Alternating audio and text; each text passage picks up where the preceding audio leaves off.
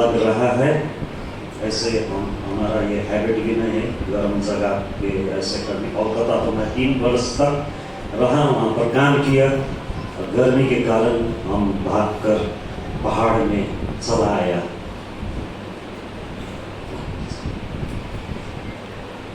तो मैं पवित्र आत्मा का विषय में आपसे बात कर रहा हूँ। एक दिन ऐसा हो गया, इज़िकियल नबी, यह्ज़कियल नबी, अंग्रेजी में इज़िकियल, प्रॉफिट इज़िकियल नबी ने ऐसा दर्शन देखा। वो इज़िकियल की किताब में 47 अध्याय में वर्णन किया है और उसमें एक मंदिर का दर्शन देखा उधर, और वहां एक भवन का डेवड़ी के नीचे से, भवन का दरवाजा के नीचे से एक सोता पूर्व की ओर बह रहा था और एक पुरुष जो दर्शन में दिखा था, वो पुरुष ने इज़िकियल नबी को लेकर वो सोता से आगे उसको ले लिया। और जब वो आगे बढ़ने लगा तो इज़िकियल नबी को ऐसा अनुभव हो गया कि वो सोता का पानी उसका टखनों तक आ गया, इधर तक, टखनों तक। और वो पुरुष ने इज़िकियल नबी को फिर आगे ले लिया। जब वो दोनों आगे चल रहा था तो वो पानी फिर घुटनों तक आ गया, वो सोता का पानी घुटनों तक आ गया। फिर वो पुरुष इज़िकियल को लेकर फिर आगे चलने लगा तो इज़िकियल नबी को ऐसा अनुभव हो गया कि वो पानी उसका कमर तक आ गया। फिर वो दोनों आगे चलता रहा तो वहां पर इज़िकियल नबी ऐसा वर्णन करता है, वो तो एक नदी बन गया और उसके आर मैं जा नहीं सका क्योंकि वो नदी हो गया, उसको मैं पार नहीं कर सकता हूं। इसका अनुभव ये हो गया कि वो सोता जो बता रहता है, वो सोता का पानी एक नदी में परिवर्तन हो गया और वो नदी एक ताल पर वो नदी बह कर गया। वो ताल का पानी एकदम मीठा हो गया। और प्रभु यीशु ख्रिस्त ने यूहन्ना का सुसमाचार में 7 अध्याय का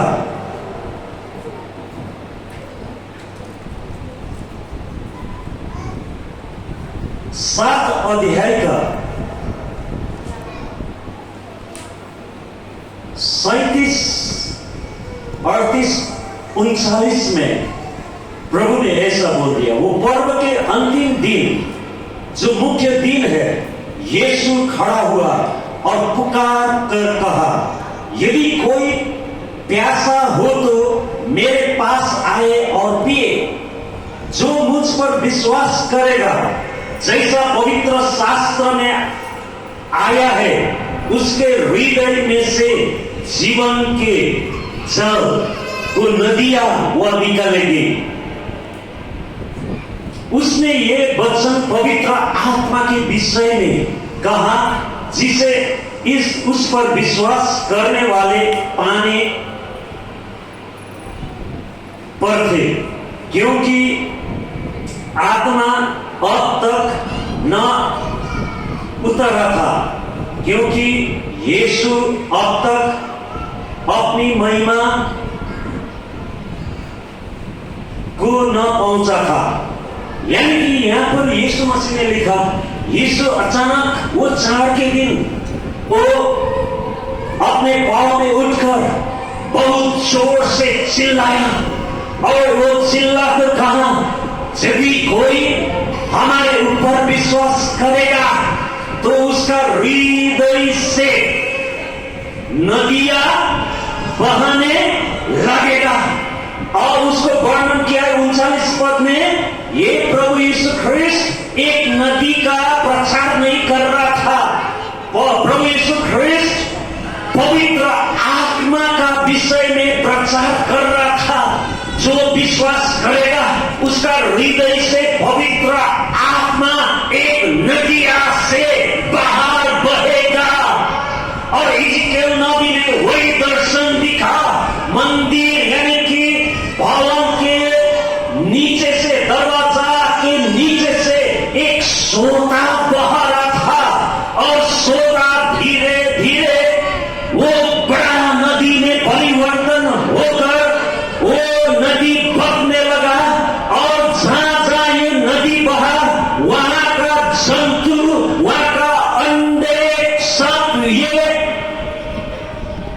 मल्टीप्लाई होने लगा, मछली भी बहुत ढेर होने लगा। जहां जहां पर पहुंचा वहां जीवन आ गया। और ये नदी का दोनों तरफ में ऐसा वृक्ष आ गया, प्रत्येक महीना वो फल देता था, वो फल इतना मीठा था। जब पवित्र आत्मा आप और हमारा हृदय में आता है, पवित्र आत्मा यही काम करता है। पवित्र आत्मा जब आपका हृदय में आता है और बने रहता है, दूसरों को जीवन देता है। पवित्र आत्मा जब अपना हृदय में आता है और जब बने रहता है, दूसरों को जीवन में बहुत सारा जीवन आने लगता है, वो फलवंत बनता है। लेकिन मसीह जीवन अभी तक आपको आशीष नहीं लगता है, तो आप प्रभु को बोलो, यीशु मैं तुझ पर विश्वास करता हूं कि तू तेरा आत्मा मेरे अंदर डाल दे, ताकि ये आत्मा एक नदिया जैसा बहने लगे, ताकि मैं मेरे आत्मिक जीवन में फलवंत हो सके। मैं फलता रहता हूं, मैं फलता जाता रहता हूं। प्रभु आपको पवित्र आत्मा इस कारण दे रहा है क्योंकि प्रभु जानता है आप और मैं एक कमजोर व्यक्ति हूं, आप और मैं एक कमजोर पात्र हूं, आप और मैं एक बहुत कमजोर है, ताकि हम परमेश्वर का इच्छा अनुसार हम अपना बल से, अपना सामर्थ से हम जी नहीं सकेगा। प्रभु को मालूम है, इसलिए प्रेरित की किताब 1 अध्याय का 8 में लिखा है कि जब परमेश्वर ने पवित्र आत्मा तुझ पर देगा, तू शक्ति पाएगा और तू गवाही बनेगा। पवित्र आत्मा जब तेरे पर आएगा, तू शक्ति पाएगा, क्योंकि तू दुर्बल है। आत्मिक जीवन में तू, विषय का जीवन में तू कभी यात्रा नहीं कर पाया, क्योंकि तुम्हारा जीवन एक विफल, एक कमजोरी, तुम्हारा और मेरा जीवन में इतना कमजोरियां है, प्रभु जानता है। इसलिए प्रभु का जीवन जीने के लिए, आत्मिक जीवन जीने के लिए परमेश्वर ने एक पिता होकर आप और हमको इतना प्रेम किया, उसने अपने पवित्र आत्मा हमारे अंदर डाल दिया। और परमेश्वर का प्रतिज्ञा है, जब पवित्र आत्मा आएगा तुमको क्या मिलेगा? शक्ति मिलेगा, तुमको सामर्थ्य मिलेगा। अब तू एक कमजोरी व्यक्ति नहीं है, अब तू सामर्थ्यहीन व्यक्ति नहीं है, अब तुम शक्तिहीन व्यक्ति नहीं है। जैसा भी परिस्थिति आए, चाहे रोग आए, चाहे बीमार पड़े, चाहे मृत्यु आए, चाहे ये शरीर में चोरी आए, गरीबी आए, जो भी आए, परमेश्वर का आत्मा ने सभी से सहन करने के लिए उसका आत्मा ने हमको शक्ति और सामर्थ्य दिया है। हमको सामर्थ्य और बल उसने दिया है। इसलिए वो सामर्थ्य और बल में, पवित्र आत्मा का सामर्थ्य में हम आगे चल सकता है। जैसे कि इज़िकियल नबी ने ये दर्शन में दिखा, वो नदी ऐसा नदी हो गया, वो पार नहीं कर सका। दाऊद ने भजन संग्रह में बोला, गहराई को ढूंढता है, तेज ने एक तेज को ढूंढता है। पवित्र आत्मा एक नदी जैसा है और हमारा काम है उसमें डूबने के लिए। इसलिए जो कोई यदि पवित्र आत्मा नहीं मिला, आपको पवित्र आत्मा में डूबना चाहिए।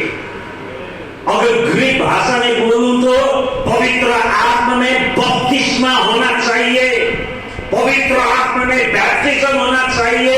पवित्र आत्मा में बैप्टिज्म का मतलब है पवित्र आत्मा एक नदिया जैसा है, उसमें आप और मैं डूबना चाहिए।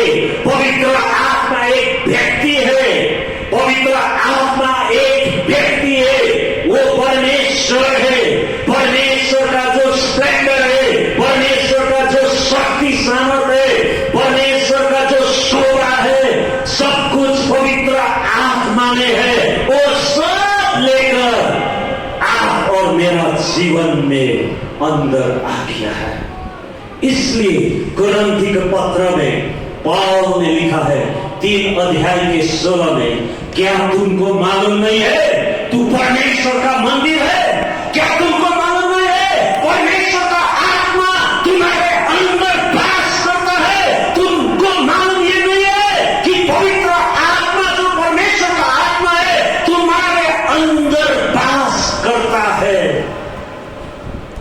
और पहले कुरिन्थी का 6 अध्याय का 19 में पौल प्रेरित फिर कुरिन्थियों को मंडली को ये बोलता है, तुमको मालूम नहीं कि तू परमेश्वर का मंदिर है। और ये 6 अध्याय का 19 में पहले कुरिन्थी इसमें एक व्यक्ति को बोला है, जैसे कि ये तुमको मालूम नहीं है तू पवित्र आत्मा का मंदिर है। पौल ऐसा बोला है, तुमको मालूम नहीं है तू पवित्र आत्मा का मंदिर है। तुमको मालूम नहीं है तू पवित्र आत्मा का मंदिर है। तुमको मालूम नहीं तू पवित्र आत्मा का मंदिर है, क्योंकि पवित्र आत्मा तेरे अंदर वास करता है। और यहां पर उदाहरण दिया, अगर पहले कुरिन्थी 6 अध्याय का 17-18 अगर आपने बाइबल में पढ़ा है तो वहां पर लिखा है कुरिन्थ का मंडली में ऐसा पाप घुसा है। कोई विश्वासी लोग वेश्या मन करता है, वेश्यालय में जाता है, वेश्या के संग वो पाप करता है। और पौलुस प्रेरित पौलुस मंडली को ऐसा लिखता है, जब तू वेश्या के साथ सोता है, क्या तुमको मालूम नहीं है तू वेश्या के साथ तू एक ही शरीर होगा, एक ही देह होगा? तुमको ये मालूम नहीं? जब परमेश्वर पिता के साथ, जब यीशु मसीह के साथ, जब पवित्र आत्मा के साथ तू रहता है तो एक ही देह तू होता है, क्योंकि तू पवित्र आत्मा का मंदिर है। पौल ने ऐसा लिखा, कुरिन्थ मंडली को बहुत चुनौतीपूर्ण वचन दे दिया, क्योंकि कुरिन्थ का मंडली में जब देखता है कोई लोग बहुत झगड़ा करता था, प्रेम नहीं था, कोई लोग बहुत गिफ्ट्स के लिए बहुत वो घमंड करता था। कोई लोग मैं पौलुस का, मैं अपोलोस का, मैं पत्रुस का ऐसा बोलकर वो लोग अपना नेतृत्व को फॉलो करता था। लेकिन पौल ने बोला ये सब कुछ छोड़ दो, ये सब कुछ छोड़ दो, लेकिन तुमको एक मालूम होना चाहिए, तू परमेश्वर का मंदिर है। अगर कोई परमेश्वर का मंदिर, अगर कोई पवित्र आत्मा का मंदिर नष्ट करेगा तो परमेश्वर उसको क्या करेगा? नष्ट करेगा।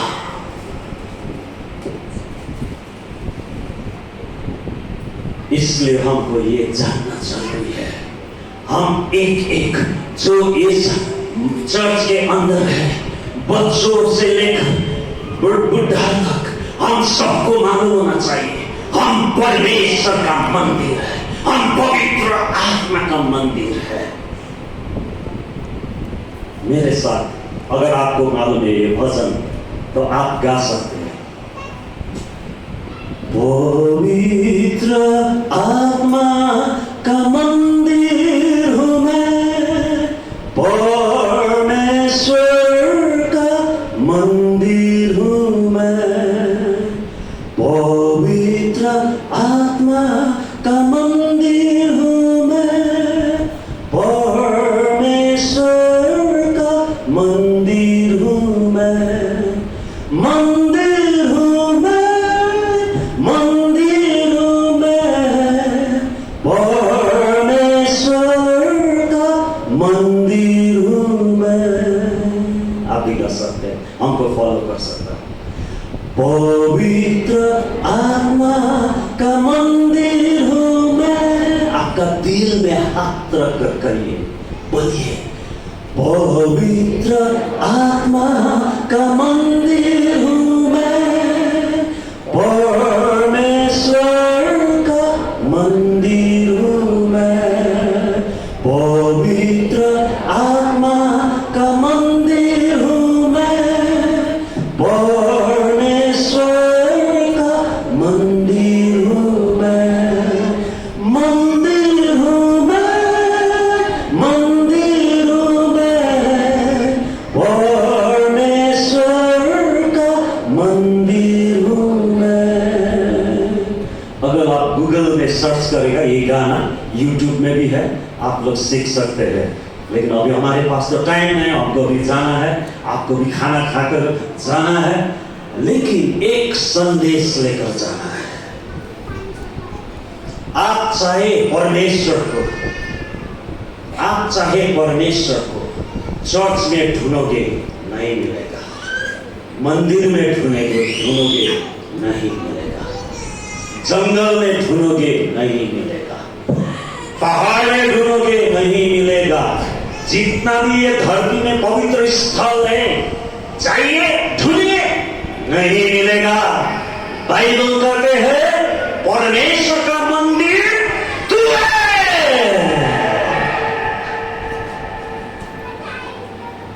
पवित्र आत्मा का मंदिर तू है। तो बोलिए ना, परमेश्वर का मंदिर, हाँ मैं हूं, बोलिए परमेश्वर का मंदिर मैं हूं। अरे गर्व से कहिए परमेश्वर का मंदिर मैं हूं, गर्व से कहिए पवित्र आत्मा का मंदिर मैं हूं। मेरे अंदर कौन है? सारा सृष्टि का सृष्टि करता है। बोलिए मेरे अंदर कौन है? सारा सृष्टि का सृष्टि करता है। मैं मंदिर हूं। मैं कौन हूं? मंदिर हूं। बाइबल में सदुकी और फरीसी है था उस समय, बहुत धर्मी, बाहर से इतना अच्छा दिखाई देता है, पूरा वो पुजारी का वस्त्र पहनकर लोगों के सामने एक धर्मी और पवित्र बनकर इधर उधर करता है था उस समय। और इन लोगों ने इतना धर्म का रूल रेगुलेशंस बहुत बनाया इन लोगों ने। लेकिन प्रभु ने क्या कहा? यीशु ने क्या कहा? यीशु ने इन लोगों को कहा, तू इस यरूशलेम मंदिर को तोड़ दो, डिस्ट्रॉय कर दो।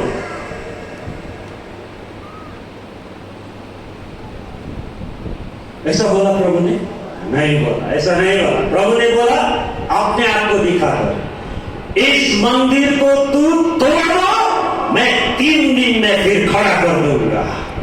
लेकिन ये पुरोहित लोग को समझ में नहीं आया। पुरोहित लोग बोला, अरे ये यरूशलेम मंदिर बनाने के लिए इतना वर्ष, इतना मजदूरी, इतना समय लगा, और ये एक साधारण सा व्यक्ति बोल रहे हैं कि इस मंदिर को तोड़ दो, मैं 3 दिन में खड़ा कर दूंगा। लेकिन उन लोगों को मालूम नहीं था प्रभु क्या बोल रहा था। प्रभु बोल रहा था कि हम तेरा पाप के लिए मैं मरूंगा, लेकिन 3 दिन बाद मैं फिर जी उठूंगा। प्रभु तो ये बोल रहा था। इसलिए आप और मैं परमेश्वर का मंदिर हूं। अगर आप परमेश्वर को ढूंढना चाहोगे तो आपके अंदर ढूंढिए। ये भीतर जो अंतस्करण बोलता है, ये हृदय बोलता है, वहां तेरा परमेश्वर है, वहां तेरा पवित्र आत्मा है। वो परमेश्वर है, वो व्यक्ति है, वो पवित्र आत्मा परमेश्वर आप और हमारे जीवन के अंदर रहकर वो बाहर निकलकर बढ़ाना चाहता है, ताकि दूसरों को जीवन ज्योति मिले, ताकि तू और मैं सामर्थ पाकर आत्मिक जीवन परमेश्वर जैसा, यीशु मसीह जैसा, उसके इच्छा अनुसार जी सके। मैं और आप अपने सामर्थ, अपने बल से परमेश्वर का इच्छा अनुसार जी नहीं सकता। जब तक पवित्र आत्मा हमारे अंदर नहीं आएगा, तब तक जीने के लिए शक्ति नहीं मिलेगा। इसलिए पवित्र आत्मा आप और हमारे लिए बहुत क्या है, खाँचो छ भन्दा के भन्नुहुन्छ, जरूरी है, बहुत जरूरी है पवित्र आत्मा। और ये तीमोथी के पत्र में पौल पत्रुस ऐसा अगमवाणी किया। दूसरा तीमोथी कि पत्र में 3 अध्याय का 1 से आगे ऐसा लिखा है, अंतिम दिनों में अधर्म। मैं पढ़कर सुना दूंगा। पर यह स्मरण रख कि अंतिम दिनों में कठिन समय आएंगे। अंतिम दिनों में कैसा समय आएगा? कठिन समय आएंगे, क्योंकि मनुष्य स्वार्थी, लोभी, बेईमान, अभिमानी, निंदक, माता पिता की आज्ञा टालने वाले,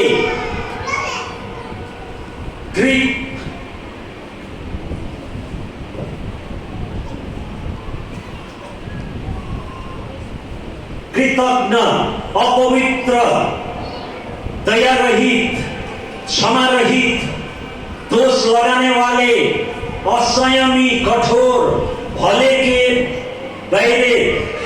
बैरो, विश्वासघाती, जीव, घमंडी और परमेश्वर के नहीं वरन सुख विलास ही के चाहने वाली होंगे।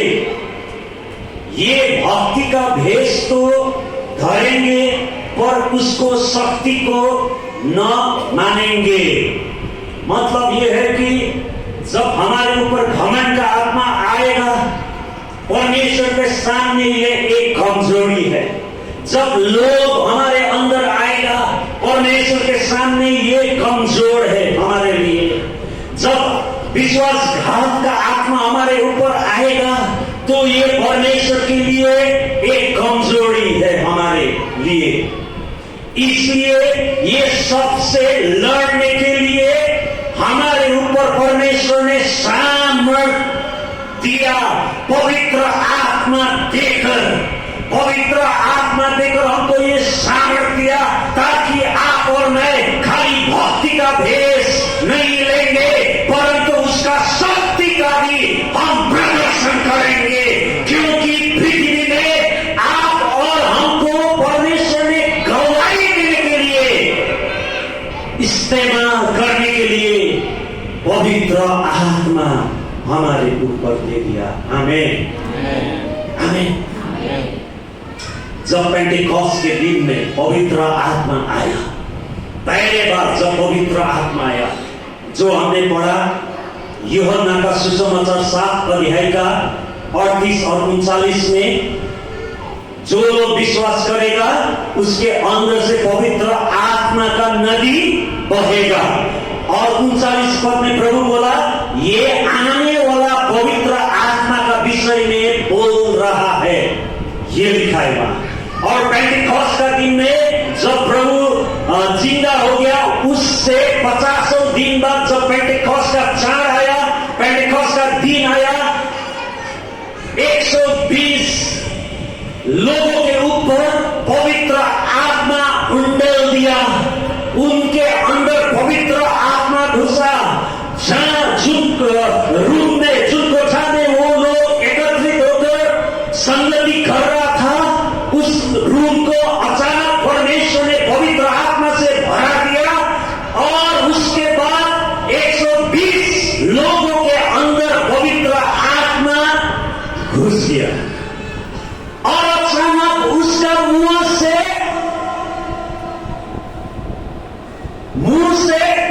ऐसा लैंग्वेज निकल गया, पहले तो कोई लोग को समझ में नहीं आया।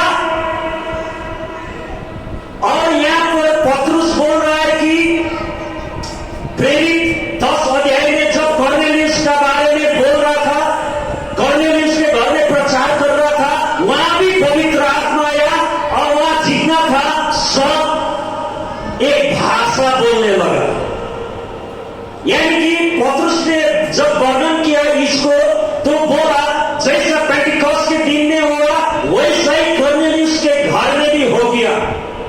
और पतरुस ने वहां पर एक गिफ्ट, यानी कि ग्रीक शब्द में, एक ग्रीक भाषा में नया नियम लिखा है और उसने एक शब्द चलाया ग्रीक भाषा में, वो था डोरिया होता है। डोरिया का मतलब गिफ्ट है। और पहले कोरिन्थी 12 अध्याय में जितना भी वरदान था, उन वरदान के लिए पौल ने एक ग्रीक शब्द चलाया, कैरिस्मा। लेकिन जब पेंटिकॉस्ट के दिन में जब ग्रीक शब्द चलाया, उधर डोरिया बोलकर चलाया, गिफ्ट। इसका मतलब यह है कि पहले कोरिन्थी 14 अध्याय का 3 में पौल प्रेरित ने लिखा है, जो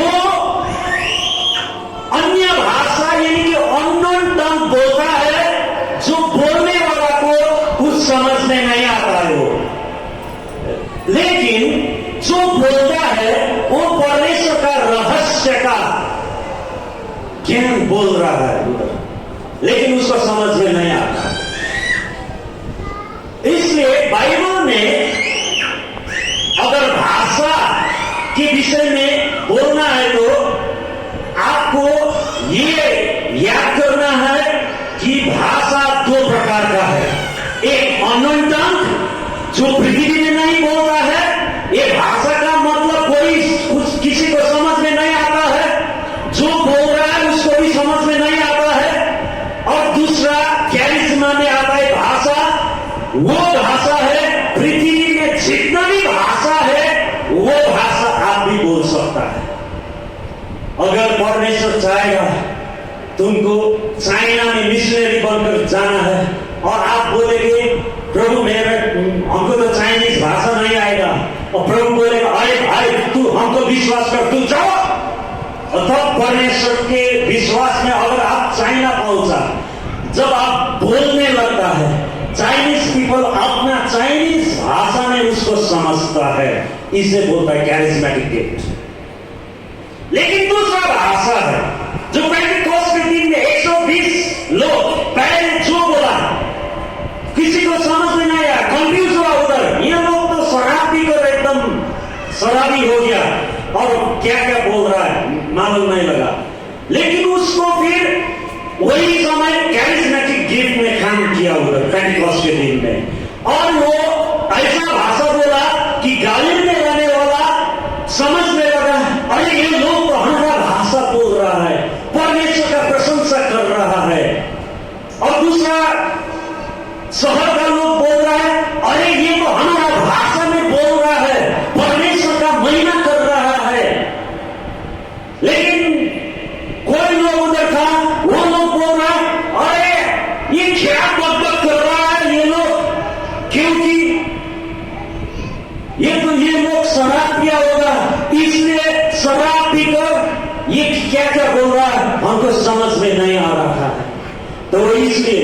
पतरस वहां से उठकर सभी भीड़ को बोलता है कि योएल नबी ने अगमवाणी किया था कि परमेश्वर सभी शरीर को पवित्र आत्मा उंडेल देंगे, सभी को पवित्र आत्मा देंगे।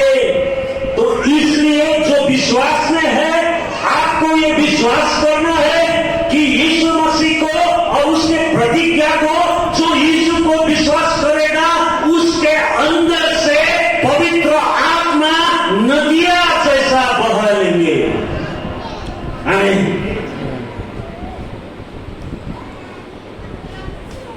आपने कभी अननोन टंग बोला? आप में से किसी ने अननोन टंग बोला अभी तक? बोला? प्रेरित 19 अध्याय में पौल प्रेरित चेलों से मिला है उधर और पूछा, जब तूने विश्वास किया क्या तुमको पवित्र आत्मा मिला? तो वो चेला लोग ने बोला, पवित्र आत्मा क्या है हमको तो अभी तक मालूम ही नहीं है। तो पौल चेलों को बोला, तो किन में तुमने बपतिस्मा लिया? तो वो चेला बोला, हम बपतिस्मा जो यूहन्ना देता है वो बपतिस्मा हमने लिया, क्योंकि यूहन्ना ने पवित्रता का बपतिस्मा देता करता था उस समय। और पौल ने उन लोगों को समझाया और यीशु का बपतिस्मा उन लोगों ने लिया। और आप और मैं जिन्होंने बपतिस्मा लिया, यीशु का बपतिस्मा लिया हम लोगों ने। इसका मतलब क्या है? यीशु का अंदर, यानी कि यीशु एक देह है, यीशु एक देह है और वही देह का पौल पतरस बोलता है मंडली है, मंडली चर्च है। आप और मैं चर्च है, आप और मैं दूसरा भाषा में बोलूंगा तो मंदिर है। इसलिए पहले कुरिन्थी के पत्र 3 अध्याय का 16 में पौल सबको लेकर बोलता है, हम सब परमेश्वर का मंदिर है, हम सब मिलकर परमेश्वर का मंदिर है। लेकिन पहले कुरिन्थी 6 अध्याय का 19 में जब पौल प्रेरित बोलेगा तो व्यक्ति को दिखाकर बोल रहा है, तू पवित्र आत्मा का मंदिर है। तुमको मालूम नहीं है तू पवित्र आत्मा का मंदिर है? तुमको मालूम नहीं है तू पवित्र आत्मा का मंदिर है? अगर हम पवित्र आत्मा का मंदिर है तो नदियां जब बहेगी उसमें डूबना चाहिए, उसमें डूबना चाहिए। आइए हम सब अपने पैरों में खड़ा हो जाएंगे, हम सब अपने अपने पैरों में खड़ा हो जाएंगे। प्रभु को स्तुति 5 मिनट प्रभु को स्तुति प्रशंसा देंगे हम। प्रभु का स्तुति प्रशंसा